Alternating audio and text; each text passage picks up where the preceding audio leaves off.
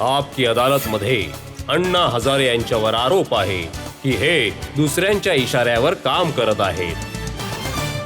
अण्णा, काही लोक असे म्हणाले की तुम्ही तर उपोषणाला बसणार नव्हतात. काही लोकांनी तुम्हाला भडकवलं, काही लोकांनी तुम्हाला उकसवलं आणि सरकारच्या विरोधात उभं केलं. हे चुकीचं आहे. हे माझे केस पांढरे झाले आहेत, उन्हामुळे झाले नाहीयेत. हा तर अनुभव आहे. आणि हे माझ्यासाठी नवीन उपोषण नाहीये. या प्रकारचे मी माझ्या आयुष्यात साधारण 10-11 उपोषणं केली आहेत. 13-13 दिवस बसलो होतो समाजाच्या भल्यासाठी, देशाच्या भल्यासाठी. हे बघा, दिग्विजय सिंग यांचं विधान माझ्याजवळ आहे. ते म्हणाले की या आंदोलनाला RSS चालवत आहे रिमोट कंट्रोलने. हे तर हास्यास्पद गोष्ट आहे. अरे, माझ्या आयुष्यामध्ये कुठल्याही पक्षाच्या किंवा पार्टीच्या जवळ मी कधी गेलो नाही. जे म्हणणं आहे RSS आणि BJP वगैरे हे चुकीचं आहे. असे आरोप त्याच्यामुळे मी सोनियाजींना लेटर लिहिलं आहे. इतक्या उच्च पदावर काम करणारे तुमचे लोकं आहेत. यांच्याकडे आम्ही खूप खूप आशेने आम्ही बघत असतो आणि इतकी मोठी लोकं जर खोटं बोलत असतील, तर या देशाचे भविष्य काय असेल? मोठी लोकं आहेत. इतक्या उच्च स्तरावर काम करणारे लोक असे खोटं बोलायला लागले, तर या देशाचं काय भविष्य आहे? मी लेटर लिहिलं. मग काय कराल तुम्ही अशा लोकांचं? काय नाही करायचं यांच्याबरोबर. हे तर जे करत आहेत, त्यामुळे मी कित्येक लोकांना म्हणालो होतो, हे खोटं बोलणारे आहेत ना, त्यांच्या डोक्यावर काहीतरी परिणाम झाला आहे. त्यांना हॉस्पिटलमध्ये घेऊन जा. मेंटल हॉस्पिटलमध्ये.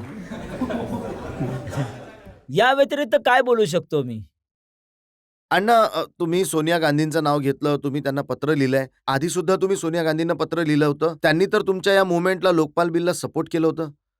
सोनिया गांधी असं म्हणाल्या की, आणि आम्ही तर असं ऐकलंय की त्यांच्या सांगण्यावरूनच ही कमिटी बनली होती. तोच एक मला आशेचा किरण दिसत होता, की सोनियाजी आणि पंतप्रधान मनमोहन सिंगजी ते म्हणाले, की आम्ही आणू लोकपाल बिल. परंतु हे मध्येच काय गडबड झाली मला माहीत नाही. नंतर बदललं परत एकदा. काय झालं मला काही समजलं नाही. अशी कुठली जादू झाली किंवा काय झालं? हे दोघं म्हणत होते, की चांगलं आहे, हे लोकपाल आणून आपण आणि चांगला कायदा बनवू. अशा परिस्थितीत नंतर पूर्ण पलटले ते. सोनियाजींची एक नॅशनल ॲडवायझरी कमिटी आहे, ज्यांचे अध्यक्ष आहेत. त्यांचे एक सदस्य आहेत हर्ष मंदर. त्यांचं एक आर्टिकल वाचलं. त्यांनी लिहिलंय की मी जंतर मंतरवर अण्णाबरोबर बसायला का नाही गेलो. त्याची त्यांनी कारणं सांगितली. एक कारण त्यांनी सांगितलं की मागील मंचावर भारत मातेचा फोटो लागला होता. असा फोटो जसा RSSचे लोक लावतात. हा भारत मात्र फोटो. हे काय आहे, ज्या कलरचा चष्मा असतो ना, त्याच कलरचं जग दिसू लागतं लोकांना. तर चष्मा त्या कलरचा आहे, तर दिसणार त्याच कलरचं ना. चष्म्याचा कलर कोणता आहे त्यावर अवलंबून आहे. दुसरं ते म्हणाले की स्टेजवर RSSचे लोक राम माधव आले होते. RSSचे भैयाजी जोशी आहेत, त्यांनी तुमच्या समर्थनासाठी पत्र लिहिलं होतं. म्हणूनच ते लोक जंतर मंतरवर आले नाहीत तुम्हाला सपोर्ट करायला. नाही, कोण येतो कोण येत नाही मला काही हे नाहीये. आणि येऊन काय करणार ते? मी तर आधीच सांगितलं कुठल्याही पक्ष किंवा पार्टीच्या जवळ मी कधी जात नाही. त्यामुळेच तर आमच्या स्टेजवर कुठल्याही पक्ष पार्टीची लोकं नव्हते. केवळ यामध्ये- मी एकटा बस. त्यानंतर आमचे लोक सुद्धा खाली बसले होते. कारण कधी-कधी असं होतं, की आम्ही लोकं जे उपोषण करतो, आंदोलन करतो, पक्ष आणि पार्टीचे लोकं माझ्याबरोबर येऊन बसतात, फोटो काढतात आणि पॉलिटिक्ससाठी त्याचा उपयोग करतात. तर मी येऊ देत नाही कोणाला सुद्धा. हे पक्ष यामध्ये आणि मी- पार्टीच्या हो, लोकांना एक नाही येऊ मी देत. संधी देईन तुम्हाला, पण मला अण्णा हे नक्कीच विचारायचं आहे की कुठल्याही पक्षाचं, पार्टीवाल्याचं येऊ देत नाही. पण तुम्हाला नाही वाटत का की तुमचं हे जे पूर्ण आंदोलन आहे हे थोडं अँटी काँग्रेस दिसून येतंय? फक्त काँग्रेस निशाण्यावर आहे. येऊ देत नाही म्हणजे माझ्यावर मी बसू देत नाही. समोर बसा ना. देशाला वाचवायचंय ना, समोर बसा. माझ्यासोबत बसू नका. तर हे तर आम्ही या देशाला बनवण्यासाठी सगळ्यांना बरोबर घेऊन जायचं आहे. पण कधी-कधी हे राजकीय लोकं माझा जो दुरुपयोग करतात, त्यामुळे मी त्यांना माझ्याबरोबर बसू नाही देत. समोर बसा तुम्ही. तुम्ही पाहिलं की उमा भारती आल्या, आमच्या लोकांनी त्यांना पळवून लावलं. अ, अ, मी त्यासाठी माफी मागितली. हे चुकीचं झालं. हे लोकशाहीसाठी योग्य नाहीये. समोर पब्लिकमध्ये बसण्यासाठी कोणीही मनाई नाही केली आहे. कुठल्या पक्षाचा आहे, कोणत्या पार्टीचा आहे त्याच्याशी काही संबंध नाही. पब्लिकमध्ये बसताना बसू द्या. फक्त स्टेजवर येऊ नका. ही आमची अट होती. कारण आपल्या देशाचे लोक आहेत ना. हे काही लंडनमधून आले नाहीयेत तिकडे. आमच्या देशाचे आहेत. जर समविचारी लोकांना वाटतं की हे बनायला पाहिजे, लांब राहून सुद्धा आंदोलन करू शकतात ना देशासाठी. परवा नाही. मला हे विचारायचं आहे की जसं तुम्ही आता म्हणत आहात की जर लोकपाल बिल व्यवस्थित बनलं नाही, सरकारला जसं हवं तसंच बनलं, त्याचा काही फायदा नाही झाला, तर तुम्ही आंदोलन कराल. त्या आंदोलनासाठी मी समाजामध्ये काम करते. मी असा अनुभव घेतलाय की 10 ते 15% लोक आहेत जे अधिक जागरूक आहेत आणि लोकांना आंदोलनामध्ये भाग तर घ्यायचा आहे, परंतु त्यासाठी तयार नाहीयेत ते. काही भौतिक सुखांमुळे किंवा त्यांना तशी सवय झालीये. तर तुम्ही त्यांच्यासाठी त्यांना कसं नेतृत्व प्रदान कराल की त्या आंदोलनाबरोबर जोडला जाईल संपूर्ण देश? घरामध्ये ज्याच्या मागे पत्नी किंवा 2 मुलं आहेत, आई-वडील आहेत, ते कसे जेलमध्ये रस्त्यावर येतील? आमचं म्हणणं आहे की आम्ही जो वेळ देत आहे, तो प्रत्येक कुटुंब तो नाही वेळ देऊ शकणार. परंतु इतकं तर करू शकतात ना, की कमीत कमी आंदोलन झाल्यानंतर रस्त्यावर उभं राहण्यामध्ये काय अडचण आहे? रस्त्यावर उभे राहण्यासाठी इतकं केलं तरी सुद्धा खूप काम होऊन जाईल.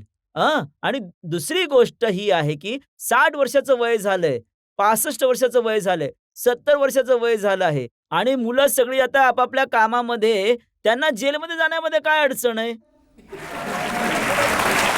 काय अडचण आहे? बरोबर बोलताय. सकाळचा नाश्ता आणि 2 वेळचं जेवण तिथे सुद्धा मिळतं ना. सांभाळा कुठपर्यंत सांभाळाल? तुम्ही सरकार अगदी योग्य बोलत आहात. हेच ही मला तयारी जाणून ठेवावी घ्यायचंय. लागेल. ठीक आहे हम्म. तुम्ही. ही तयारी ठेवावी लागेल. पण अण्णा, हे लोक म्हणतायत की जे तुमच्या या मुव्हमेंटमध्ये जे युवक आले आहेत, हे तर ते लोक आहेत जे वोट द्यायला सुद्धा जात नाहीत. भविष्यासाठी युवकांनी तयारी ठेवावी लागणार आहे. 10 उमेदवार उभे आहेत.